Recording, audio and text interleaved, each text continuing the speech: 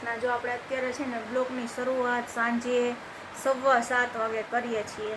આખો દિવસ આપણે નવરા નથી અને આળસી એટલી થતી હતી બ્લોગ બનાવવાના। હમણાં એક પ્રસંગ ગયો હતો એટલે થાકી ગયા હતા। હવે સન્ડે વયો ગયો ને તોય થાક નથી ઉતરતો। એટલે આજે જો બાળકો બધા ટ્યુશનમાં બેઠા છે અને બધાએ હોમવર્ક કરે છે પોતપોતાનું, અને હું બેઠી છું લસણ લઈને।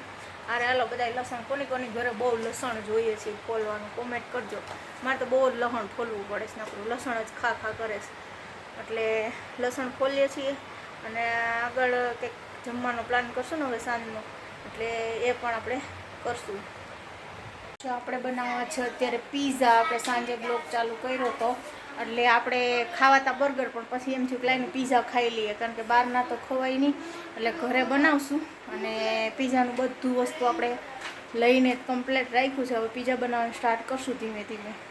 ઓવન જેવું તૈયાર કરી દીધું ગેસ ઉપર, અને પીઝાનું કટિંગ એ બધું કરી નાખ્યું છે। માયોનીઝ ને સોસ ને આ એક લસણની ચટણી, પીઝા બેઝ, પછી ચીઝ, આ બધું ચીલી ફ્લેક્સ, ઓરેગાનો બધું લઈને ઢગલો કરી દીધો છે। ને અહીંયા આપણે 2 રોટલી લીધી છે। આપણે આ વખતે રોટલી પીઝા કરવા છે, એટલે લોટ પડ્યો હતો ને તો મેં રોટલી બનાવી નાખી છે, કારણ કે આપણે મેંદો ઓછો ખાવો છે, એટલે આપણે રોટલીમાં પીઝા ખાશું।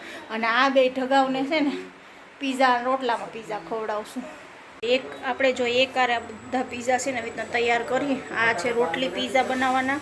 આની અંદર પીઝા ઓવનમાં થાય છે, આપણે આવી રીતના ઓવન બનાવ્યું છે એટલે આ કમ્પ્લીટ થવા આવ્યો છે।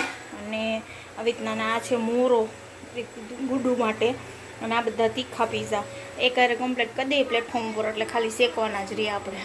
દર્શનનો પીઝો તૈયાર થઈ ગયો। દર્શન કેવા બન્યા પીઝા? આજ મસ્ત બન્યા। તીખા કેવા બન્યા ગુડુ પીઝા? અચ્છા બન્યા। આ પીઝા લવર છે, નકરી ચીઝ આપો ને એટલે ખાધા કરે એવી છે। આ ઓરેગાનાવાળો દર્શન નથી ખાતા એટલે સાઈડમાં મૂકી દીધો। અને આ જો આપણે રોટલી પીઝા મૂકી દીધો છે, હમણાં ચડી જશે ફટાફટ।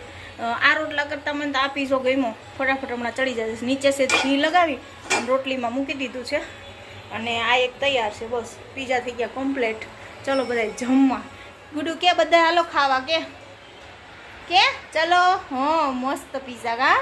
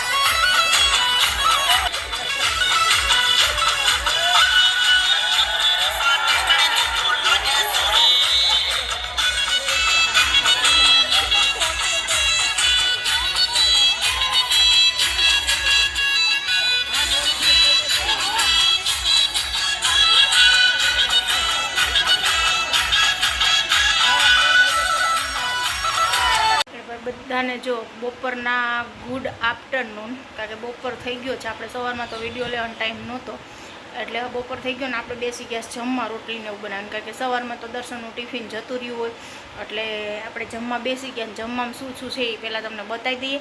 અને કાલ સાંજે અમે ગણપતિ જોવા ગયા હતા, તો ત્યાં એક બાઈએ મસ્ત મજાનો ડાન્સ કર્યો હતો, અને એ સોંગ પણ ₹1,00,000 ઘાઘરો એ સોંગ હતું। એટલે 60 વર્ષની ઉંમર હશે બાની, 50-60 વર્ષની। એટલો મસ્ત ડાન્સ કર્યો હતો ને, બધા વિડીયો જોજો, આ વિડીયો જોવા જેવો છે। મસ્ત ગણપતિનો ડાન્સ કર્યો હતો।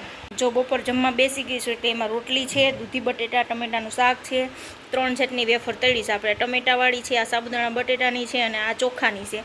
અને કાલ સાંજનો પીઝો પડ્યો તો રોટલી પીઝા બનાવ્યા હતા એનો પડ્યો છે, એ ખાવો હશે તો ખાઈશ, નક્કીની છાશ છે। હાલો બધા જમવા।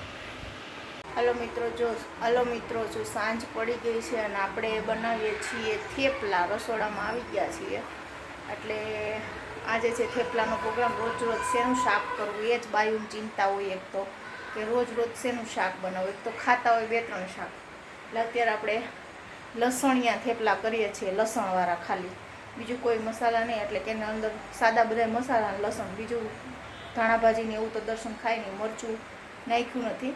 મરચાં અને અથાણું થેપલાના આજે અલગ પ્રોગ્રામ બહાર હોય એવો. એટલે સરસ મજાના થેપલા છે. આલો બધા થેપલા હમણાં જમવા બેસવું એટલે બતાવું.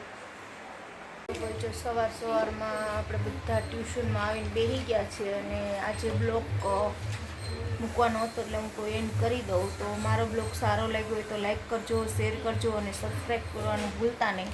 અને જો ફેસબુકમાં જોતા હોય તો ફોલો કરજો. બાય બાય, નેક્સ્ટ બ્લોગ સુધી.